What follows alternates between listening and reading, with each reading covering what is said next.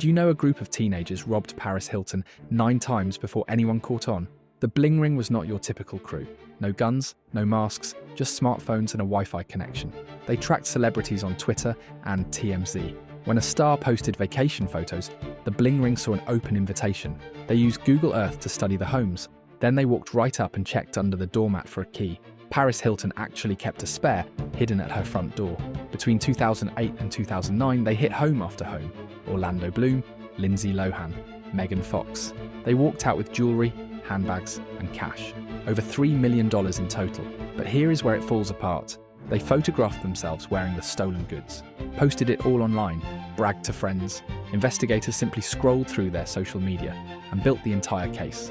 The same phones they used to plan the robberies handed detectives everything they needed.